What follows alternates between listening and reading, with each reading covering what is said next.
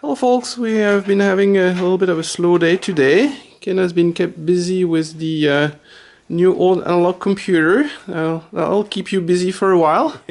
And Cal's away at a wedding, so we'll leave the SR33 alone, and I was doing a lot of cleanup and organization during that time, and I got a little bit bored, so I said, why don't we do something easier on the noggin for once? And I have that nice punch clock that I wanted to take a look at. So this is an Amano 6800 clock. It's written on the side, which I look up at either being from Cincinnati or being from Japan. So I don't know which one it is. And when it was given to me, I was told it was working. And it comes complete with the key. So if I'm smart enough to open it up, there we go. I should have this going in no time. So it's a fairly simple machine. It has a clock. You can see it's a synchronous motor based. And then you put a punch card on the top. Oop, need to get a punch card.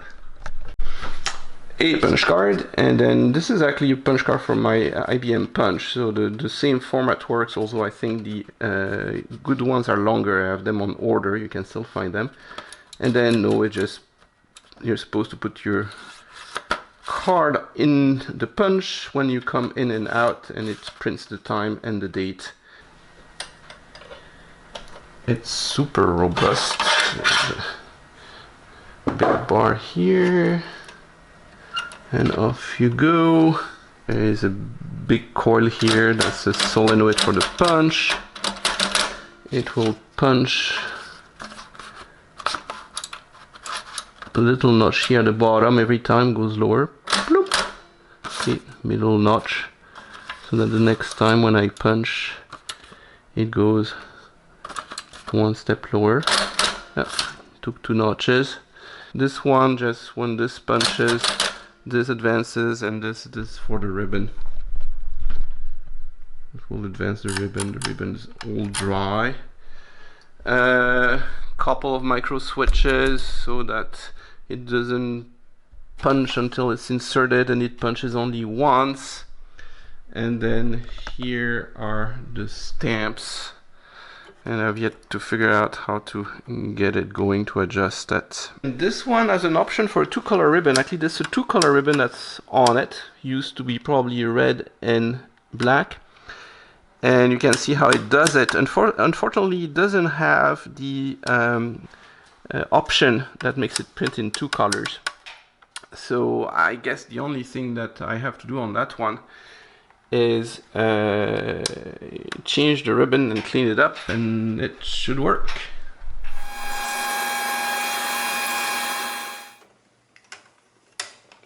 So the whole carriage comes out, and then I said this is mostly clean.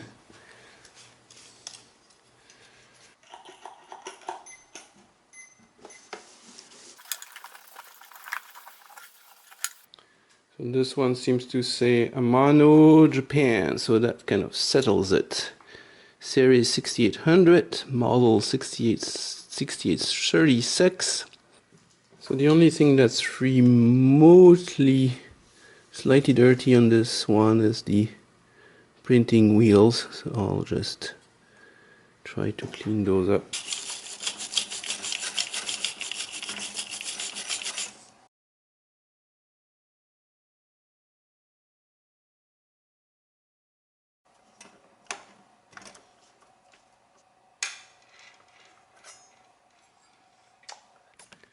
So the way this works is that there's a synchronous motor that drives a cam, which is this guy, which has a big globe on it, revolves in 1 minute, and it progressively pushes this lever, and at the end of the minute releases it and advances the whole thing a minute, and then it starts again. Look, there you go, 1 more minute. And this is going to be the end of the minute. Bloop. 1 minute. And this indicates 001 AM, so that's correct, except this over here is at 1:01 AM, so I have to change this a little bit.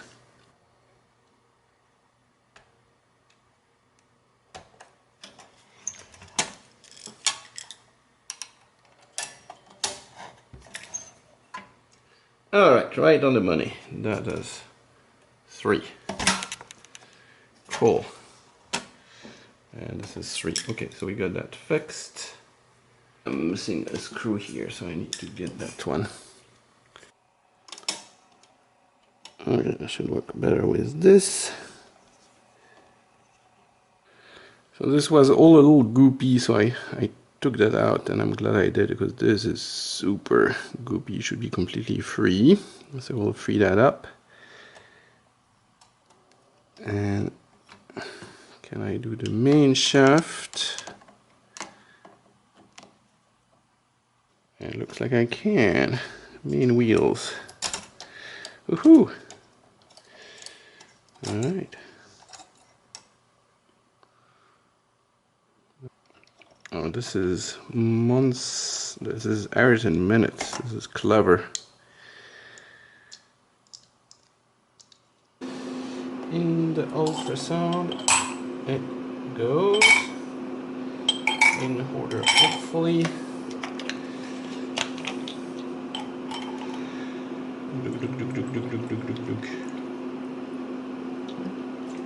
Off it goes in the bath. There we go. Right, let's see what happened this time. It's nice and warm and toasty.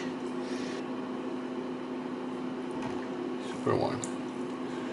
Woohoo!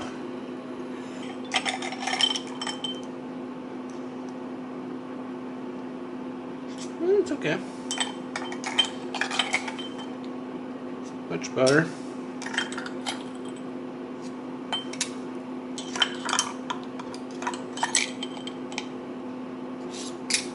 Oh, that's much better. So that should make a big difference in the printing. Also, big improvement in how free the wheels are.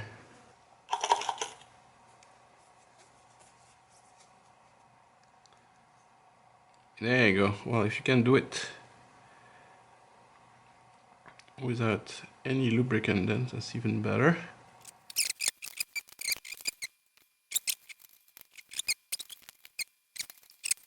You can't tell that they never used it. You know, everybody was home by 7 p.m. It's all new. 7:49, which is what I have on the clock. So it will make my synchronizing the clock easier if I do it right. At assembly, there we go.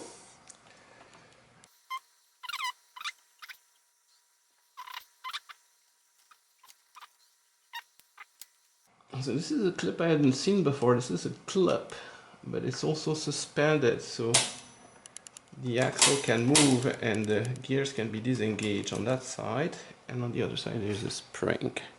So now it should jump at the next hour. It did. Also, this doesn't look aligned to anything. The line up is here. So this is lined up, this is lined up, and this is not lined up. So I think I have the timing of this gear wrong versus this one. This one is one way off, so I need to move this gear with respect to this gear by 1 tooth. Okay, I think I'm back on my feet. Now the numbers are all aligned. But how does it work? If you think about it, it's not that obvious how you make a set of gears behave like a digital clock, because it advances in steps.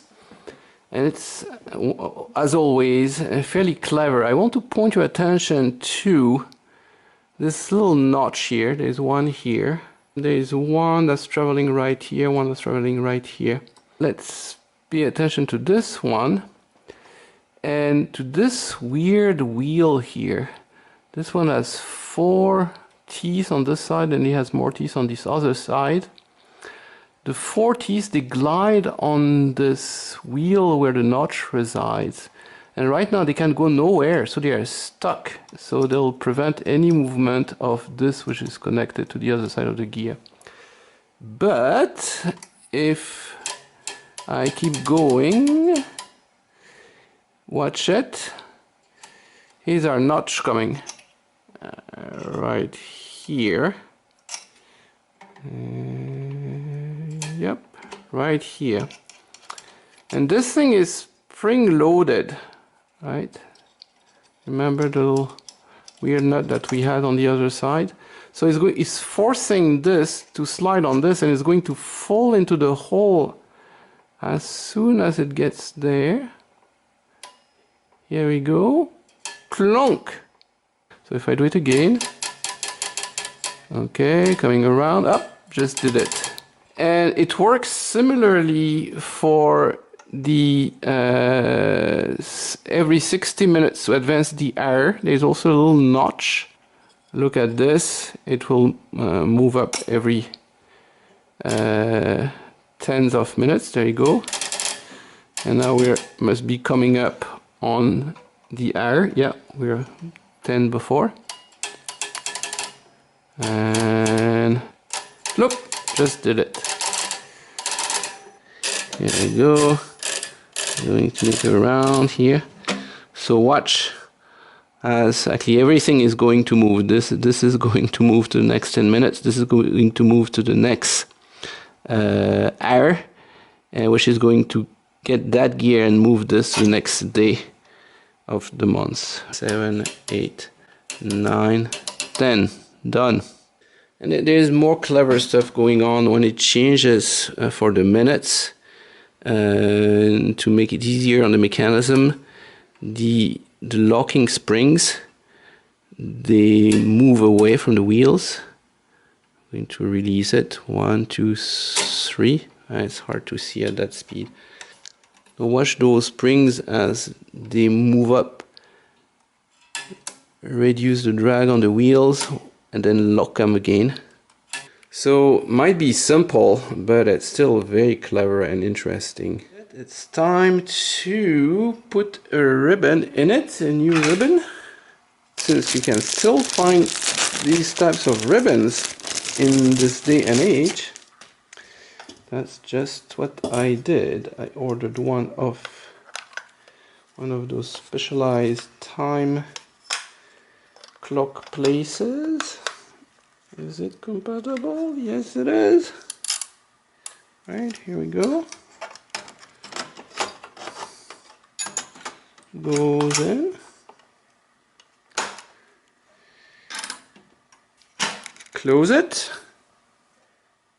Turn it on. It might work better. And a 1 and a 2.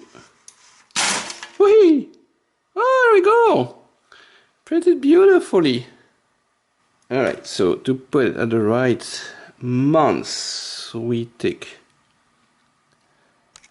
this lever over here, whoop, and we are in September.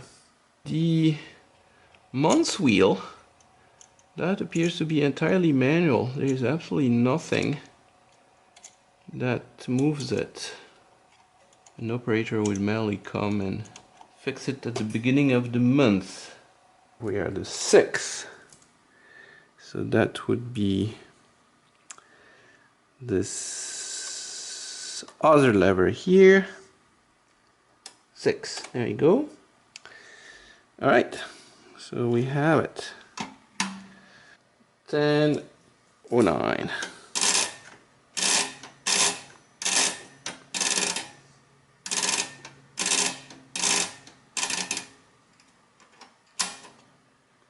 .09 on the dot. All right, 1, 2, 3. September 6, PM 10:09. We're all set. Full bottom, then over the top. And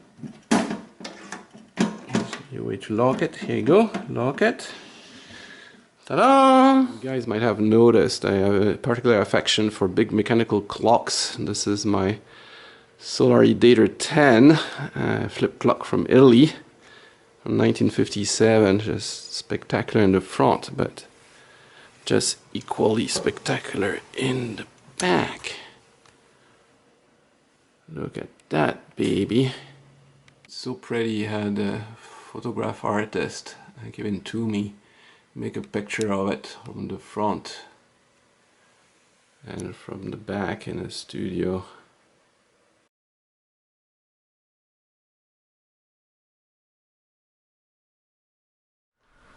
Now I have two things that go clonk at night. My big Italian Dator 10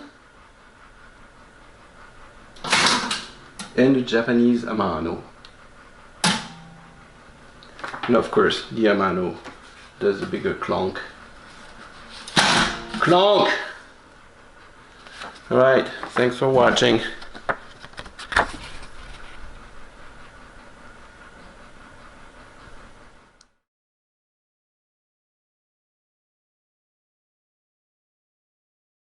Had to stay late to see if those two will change dates correctly. That one did. Okay, let's see. We're September 7th. Sure enough!